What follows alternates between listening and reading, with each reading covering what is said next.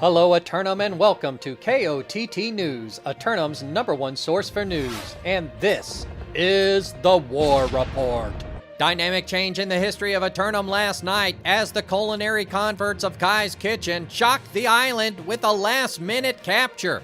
Meanwhile, on the eastern shore, the Syndicate Commit forces continue to expand the Syndicate Union by resecuring the northern early warning observation posts in Mounringdale. Commit forces were basking in the ceremonial hot tub when the stunning news out of Monarch's Bluff were first handed to me. Not since the winter of 2021 has the island been without a marauder presence. This historic event has sent ripples throughout Eternum's sitting council of great houses. Covenant worshippers claim to have acquired a majority of the island and may now dictate developmental strategies in the name of the Spark. But Syndicate scholars point out that the Week 1 Accords still only account for the original 12 regions and their rightful owners. KOTT News will bring you more on this story as it develops.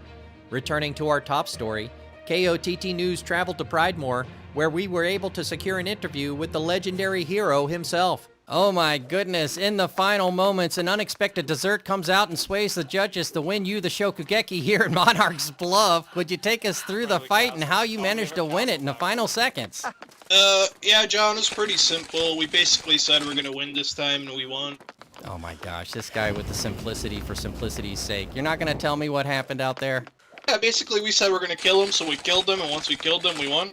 Yep, that's what happens. Well, I tell you what, Mr. Everything Good at Everything All at Once, would you care to tell us if there was anybody out there who stood out in their performance? The JDB Dex team are really good, but, you know, I'm just better. What can I say? All right, well, shout out to the JDB Kitchen Dex team, but just not enough tonight. Well, now that you're the crowned kings of Monarch's Bluff, what are your intentions for the hamlet here? And we're probably gonna do a mass giveaway for the territory. We don't need it. We just wanted to prove how easy it was to take the territory. Turning to our ongoing coverage of the Season 1 experience, last night's bingo just wasn't in the cards. But leave a comment below if you think I'll get one on the next card. Speaking of the Season 1 event, more and more citizens are participating in practice duels just outside the north gates of Corinth and Windsward. While covering the festivities, KOTT News spotted one diligent Spuddy dutifully carrying their potato. Looking at the weather for today, and it's another day of sunshine fulfilling the afternoon once more.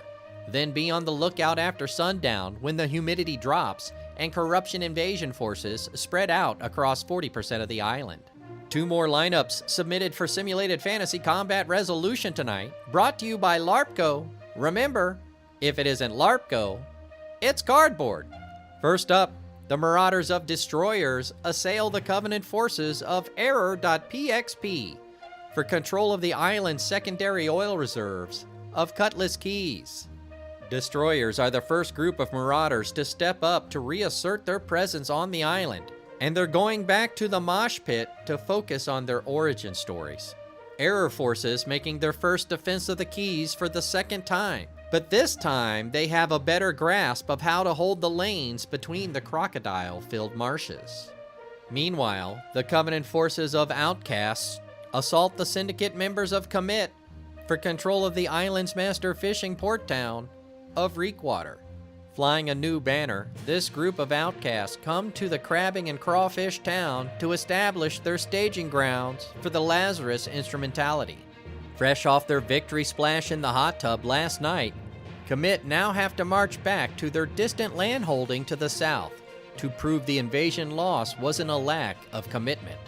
We'll have any late-breaking outcomes and reactions from the citizens tonight at 11. Until then, this has been War Correspondent JChalant, KOTT News.